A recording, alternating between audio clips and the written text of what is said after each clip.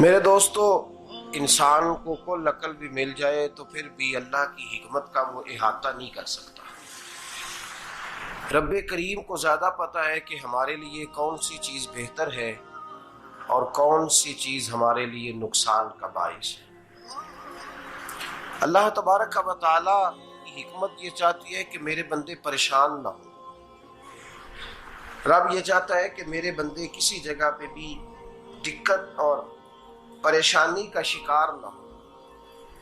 तो अल्लाह तबारक व तआला ने राह एतदाल इख्तियार करने का हुक्म इरशाद फरमाया कि तुम एतदाल के रस्तों पे चलो, मोतदल जिंदगी गुजारो, अफरातो तफरीद से बचो। आज जिस माशरे में हम वक्त गुजार रहे हैं, इस माशरे में हम इस बात को समझने से कासिर हैं कि असल हमारा मसला क्या है। हमारा असल जो मसला है उसकी शनाख्त हमें कैसे होगी और हम फिर उस तक रसाई किस अंदाज में हासिल कर पाए। हम हमेशा अपनी आमदन बढ़ाने के चक्कर में रहते हैं। एक काम और शुरू कर लें, पार्ट टाइम जॉब शुरू कर लें, कोई साइड बिजनेस उसका आगाज कर लें। हमारी जो दौड़ लगी हुई है वो लगी है काम बढ़ाने में, आमदन बढ़ाने में। हालांकि इस्लाम हमें ये कहता है कि तू आमदन बढ़ाने के चक्कर में ना पड़। असल बात यह है कि तू अपने खर्चे कंट्रोल कर। तंग इंसान वो नहीं होता जिसकी आमदन थोड़ी होती है।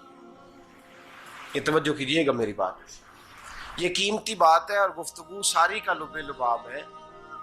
तंग बंदा वो नहीं होता जिसकी आमदन थोड़ी होती है। असल परेशान वो होता है जिसके खर्चे ज्यादा होते हैं। और हमारा जो रोजमर्रा का नुकसान हो रहा है ना, वो आमदन के मामलात में नहीं हो रहा। बुनियादी नक्श जो वाक़या हो रहा है वो ये है कि हमारे अखराजात ज्यादा, और वो अखराजात किसी और ने नहीं बढ़ाए। वो खर्चे हमने खुद बढ़ा लिए हैं और अब हमें उसका नुकसान भुगतना पड़ रहा है। और अगर आप सही मानों में टटोलें तो जो बहुत अमीर लोग हैं वो तो उन खर्चों से बच गए। मैंने बहुत सारे ऐसे खत्मात में शिरकत की है।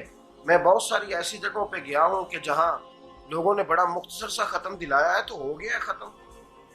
खत्म के मामले में कब किसी ने पाबंदी लगाई है कि उसमें 200 आदमी शरीक होगा तो तब ये साले सवाब सही हो सकेगा? कौन कहता है? या शादी के मौके पर अगर सारे बहन भाइयों को न बुलाया गया तो मेरी शादी पाया तकमील तक नहीं पहुंचेगी, इसमें बरकत नहीं होगी। ये किसने फतवा दिया है? मोतदल जिंदगी का इस्लाम हुक्म देता है।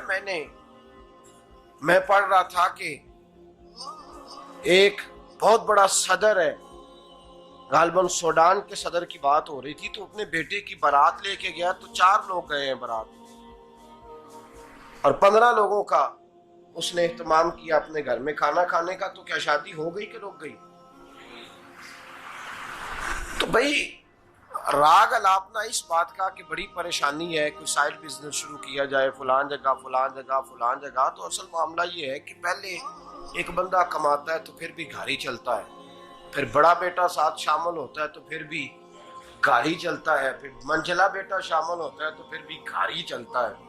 जो रोना दादाजी रोया करते थे कि बड़ी मुसीबत है, बड़ी मुश्किल है, गाँव में रह अकेले होते थे और वो 5 बच्चों को और 4 बच्चियों को वो पालते थे, तो जो वहां परेशानी थी वही आज परेशानी शहर में आकर पढ़ लिख कर मोटी तनख्वाह लेकर वही परेशानी हमें है। तो मैं जिस नतीजे पे पहुंचा हूं इसको पढ़ के, कुरान मजीद की चंद आयात को देखकर और इस मफहूम की जो हदीसें कुतुब हदीस में पाई जाती हैं और हमारे बुजुर्गों ने हमें जो मिजाज इस हवाले से दिया है, मैं इस नतीजे पे पहुंचा हूं कि मसला आमदन का नहीं, मसला खर्चे का है। हमारे खर्चे बुनियादी तौर पर ज्यादा, और अगर फिर हम ज्यादा बोझ खवातीन पे डालते हैं कि वो मुतालबे ज्यादा करती हैं। और अगर आप मुझसे पूछें तो खवातीन की भी अगर किसी जगह कोई आदत खराब होती है तो उसमें असल किरदार उसका होता है जो वो आदत खराब तो क्यों अपने गले से उतार के आप किसी के गले में बात डालने के चक्कर में है? वो खवातीन की तबीयत नहीं ऐसी है। असल बात यह है कि हमने आदत डाली है, हमने ये मिजाज उनको दिया है तो उनका बना है, न कैसे बन सकता।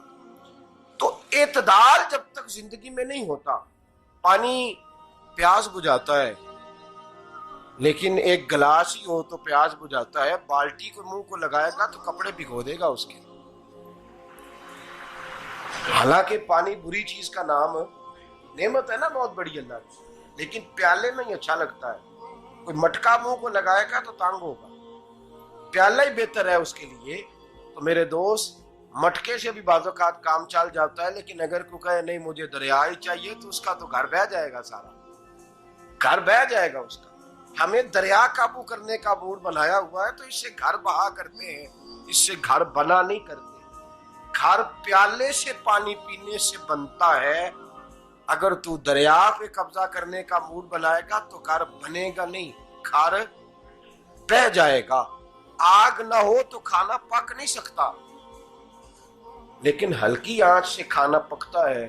और अगर आंच तेज कर दी जाए तो जी, करीने क्यास बात कर रहा हूं मैं, अकल से मावरा नहीं कर रहा। करीने क्यास समझाने के लिए मिसालें दे रहा हूं। हल्की आंच पे खाना पक जाता है और आग तेज हो तो खाना जल जाता है। तो खाना उतनी देर ही खाने के काबिल रहता है जब तक वो हल्की आंच पे पकता है। तू जितनी मर्जी तू कहता है नहीं मेरा गुजारे नहीं, आग तेज होनी चाहिए, तो मियां जल जाएगा, जल जाएगा। हवा न मिले तो सांस नहीं आती, ठीक है? ऑक्सीजन ना हो तो सांस है, हवा ना चले तो गुजारा नहीं होता। लेकिन अगर तेज जले ना,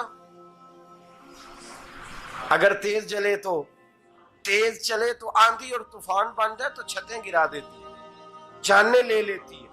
हम हैं तूफान के चक्कर में, हम हैं दरिया के चक्कर में, हम हैं बड़े नाव के चक्कर में। तो मियां हल्की आंच ही अच्छी है, याद रख। और एक गिलास पानी का एतदाल से मिलता रहे तो वही मिलता रहे, जरूरत के वक्त वही बेहतर है।